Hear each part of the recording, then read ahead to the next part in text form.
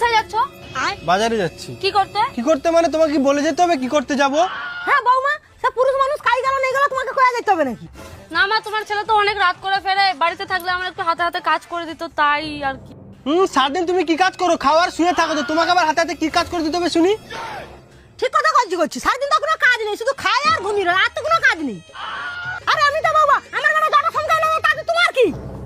আমার বেটা না ছেলে মানুষ, জামা প্যান্ট পরা, তোমার মতো মতো শাড়ি পরা মেয়ে মানুষ নয়, হাতে চুড়ি পরে ঘরে বসে থাকো।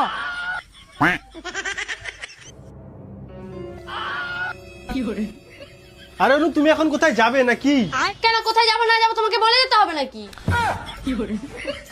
আরে বৌমা, তুমি সন্ধ্যাবেলা মায়া মানুষ খাই যাবো অথবা কতবারকে ঘর আসবে কি করবে? আমাকে নিয়ে না আপনাদের অত ভাবতে হবে না। আর এমনিতেও আমি এখন মেয়েদের মতো শাড়ি পরে নেই, আপনার ছেলের মতো জিন্স আর টি শার্ট পরে আছি। আমার যখন ইচ্ছা আমি তখন আসবো। ও বাবা, চারদিকের কাজ পড়েছে, সন্ধ্যা দিতে পড়েছে, আমি কতবার কি কাজ করবো রে? আমি পারবো নি করতে খাওয়া। ও মা, ভাত বসাইবো কি করে? ওনা তো ধরাইতে পারিনি কো। তাহলে আমি উনা ধরে নিতে, তাহলে বাড়িতে ঝাঁট দে, তুই জানো সন্ধ্যা দে। আচ্ছা আচ্ছা, যাও যাও।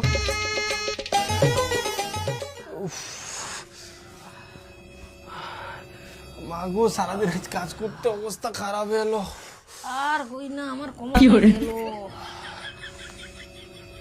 আর অনু, তুমি এতক্ষণ কাজ ছিল, আমানকার কাজ করতে যা অবস্থা হচ্ছে, এখনো ভাতটাই হয়নি জানো? কেন শাশুড়ি মা, তোমরাই তো দুইজনে বলেছিলে আমি নাকি খাই আর শুয়ে থাকি, কোনো কাজ করি না। আমি তো এগুলাই করছিলাম, এগুলো করতেই তোমাদের কষ্ট হচ্ছে।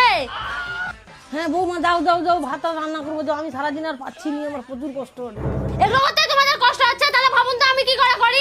আমি এখন রান্না করতে পারবো না, আমি বাইরে থেকে খেয়ে আসি, আপনাদের খাওয়ার হলে খান, না হলে ঘুমিয়ে পড়ুন।